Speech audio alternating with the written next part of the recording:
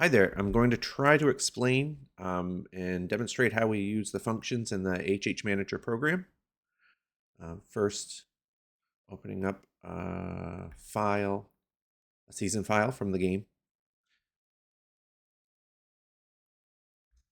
And just a little bit of background for what's going on here. In this drop-down menu, these are the 30 teams that are in the league, and you can look at and edit any of the 30 teams. Also included is free agents. That's a collection of players that aren't assigned to any one team. So there are 31 total selections there.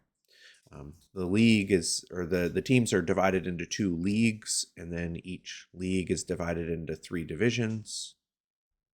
Just to give you an example, if you can see this in the window, there's the Rockies League with an East, Central, West, and an Appalachian League with an East, Central, West. So the primary thing that we use the program for is either looking at the stats or the ratings of the players. The stats of the players are what stats that they've accumulated, statistics they've accumulated in the actual game itself. So as if we were playing the game or simulating the game, you can see, like, for example, this player here has 152 games, or 33 doubles, or 24 home runs.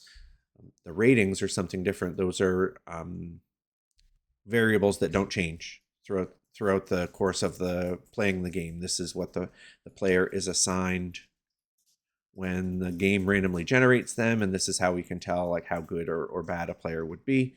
And all the ratings here are displayed in this main menu.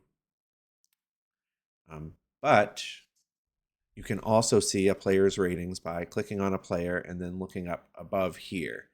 There's general information about the player on the left, and then specific fielding information, batting information, or if you select a player who's labeled a pitcher, P for pitcher, this changes slightly along with this information up above. And again, these are all ratings of the players. Those are things that are essential for us to be able to see, to understand the players. And then roster management is also another key part of this. So what that means is each of these teams in the league that I used, there's a person who manages each one of those teams. And part of managing the team is looking at the levels. So for example, ML, that's like the top level of their team. They need to assign a player to each spot in the batting order over here on the left. And on the ML team, they also need to assign a position out of 9 different positions for each player to have. And in the ML team, there are 4 different lineups. You can get to those lineups by doing that.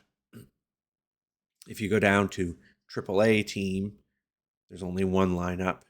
Same for AA, single A, and then 2 other levels that each team have are called DL and IL. These are places for, like, if a player is injured or otherwise not on an active roster. These don't have lineups. It's staying on this, whatever my last lineup was, or actually it's showing my major league lineup, but these don't have lineups. To manipulate your lineups, if I go to ML, right now, this program, the way it works is if I wanted to put this player, Harper, excuse me, I lost him, Harper, into a spot in this, I click on Harper. Then if I wanted to put him in that position, I've got Harper selected and I click Assign Player. Oops, excuse me, Alan Harper's already in this lineup. Let's see if I could find somebody else. Palomar, if I put him in this lineup. So it's a click, and then Assign Player. The same thing is true for pitchers. This bottom part down here is effectively a pitcher's lineup with your top 5 pitchers. And you can move, let's say I wanted to move this pitcher into lineup. Again, I click him, click the spot I want him to take, and I can assign him there. And then there's a 6th spot for C, which is closer. It's just a baseball specific thing. But if I wanted to put somebody there, again, click, assign player. It's actually not very intuitive. I'll show you later how the game works this, and you can use it more as a drag and drop, which is much more intuitive, and that's what I would like to be able to see. Another thing that we do for roster management is if you right-click on a player, you can do a number of things.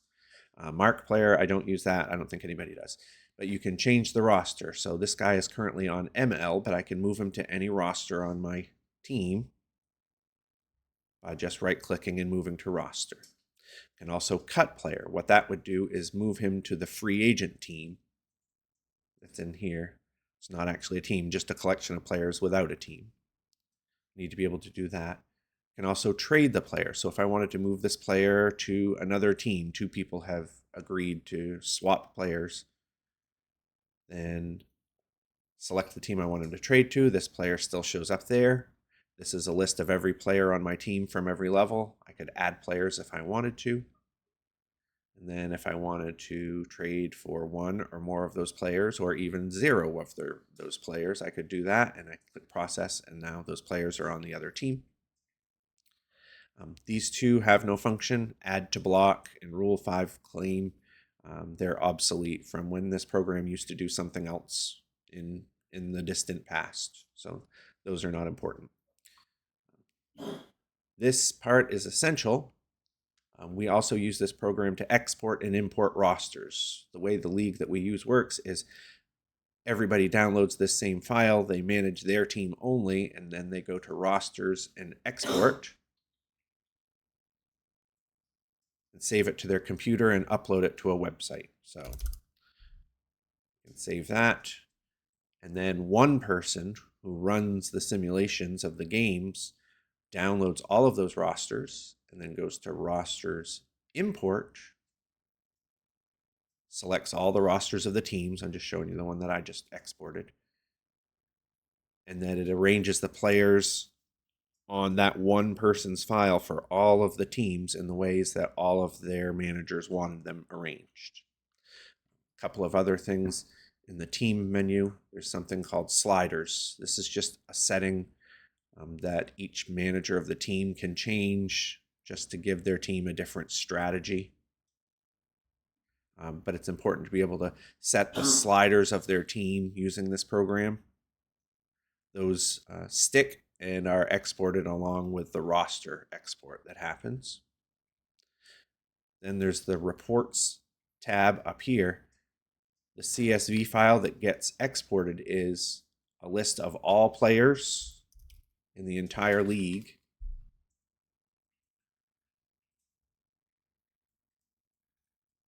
including all of their rankings or edits. So as you can see there, I think there are over 3,300 players or something in the league. It's definitely an essential part that this program needs to keep being able to run that function to export the entire database of players onto a spreadsheet. I mentioned earlier that this isn't an intuitive way to manage the players. The program that I'm opening now is the original game. So this is the game that the HHManager program pulls the information from. HHManager was a third-party developed by a single person program to help manage rosters from not within the game. Many people that are in our league, for example, don't have the game itself. They just have HHManager. And just to give you an idea of something that I prefer and I would like to see maybe an updated HHManager be able to do is, so here are those 30 teams that I mentioned before. You see it gives a dual display screen. So if I have my majors level displayed on the left, I could pick any of my other levels. And then to move a player between levels, it's just a simple drag and drop. If I click him, move him over here, drop him into AA, and he's there. Similarly, if I go to the lineup screen, I can set my batting lineups at any of the 4 levels by using that same drag and drop method. It's really convenient that I know that if I'm moving a player from here on the bench that he's not already in the lineup, whereas in HHManager, You can assign a player who is already in the lineup and you'll get an error message, but the only people that are not in the lineup are here on the bench, and if I wanted to move them, it's just a drag and drop. If I wanted to change their position, it's the matter of a right click. Because I'm running the game out of full window mode, the menu pops up over here, but I can change his position and it just swaps with whoever has that other position. Here are the 4 different lineups under these 4 little tabs down here.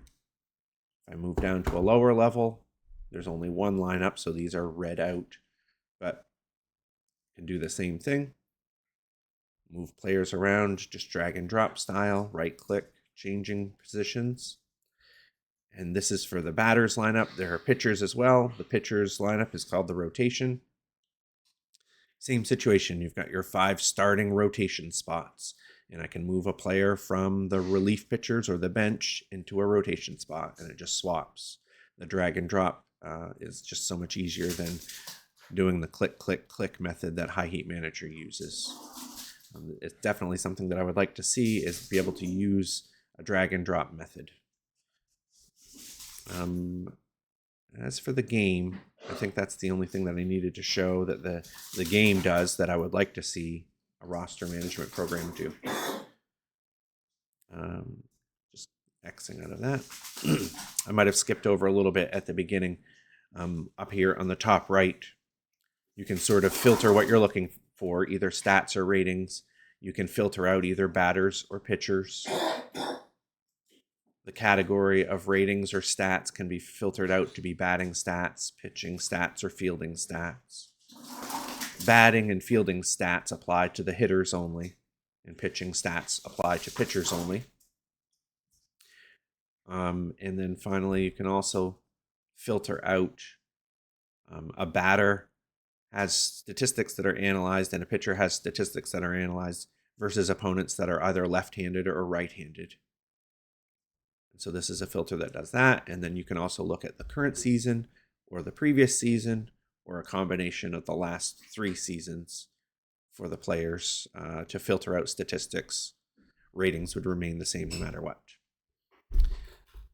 Just to go up through the menu, there are lots of things up here that are just sort of obsolete. Anything in this list is not necessarily something that we would need to have. I believe some people do look at the league leaders. As you can see, it's not a user-friendly menu, not necessarily a priority either. The options and preferences are not really important.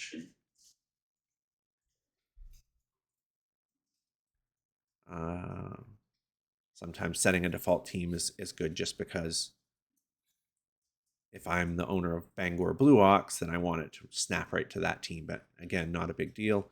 The rules, never use that. I believe that's an obsolete function that we don't need. Head-to-head just shows the record of each team against each other team. Definitely something interesting to see, not essential. The scheduling, being able to edit the schedule is another obsolete, doesn't need to be there anymore. Standings is something that,